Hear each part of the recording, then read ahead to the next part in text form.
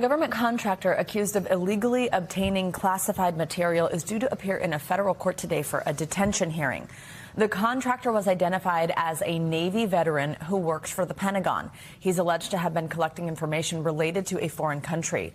Two federal law enforcement officials say the country in question was Venezuela. The case is tied to yesterday's FBI raid on the home of Washington Post reporter Hannah Natanson. Attorney General Pam Bondi alleges Natanson, quote, obtained and reported classified and illegally leaked information from a Pentagon contractor.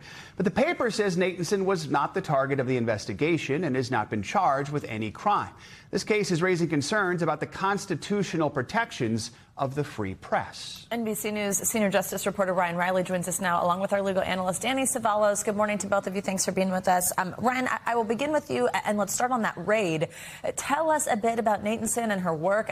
Was it that she'd written something about Venezuela, and how and why this operation unfolded yesterday?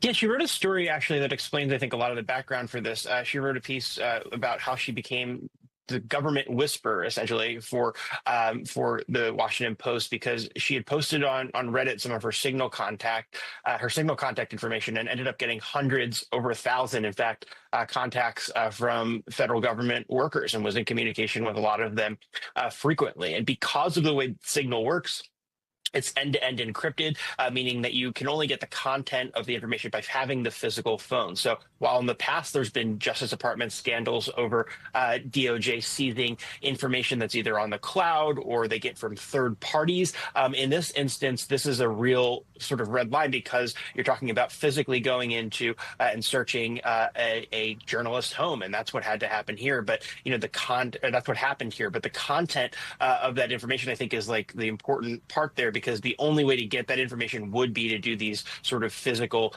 searches. But obviously, there's been a lot of outrage from the journalistic community about this sort of raid. It's a really big escalation in the Justice Department and the Trump administration's sort of war against journalists in many ways, because you see in this instance that they've been attacking the free press, calling them fake news for a while, and now you have this escalation that goes far beyond what we've seen in the past from the Justice Department. Danny, let's talk about some of that outrage. This raid is raising a lot of concerns among free press advocates and news organizations. They're worried about eroding constitutional protections for journalists. I mean, could this raid be seen as a potential violation of the First Amendment, of free speech? Just how do you assess it from a legal standpoint?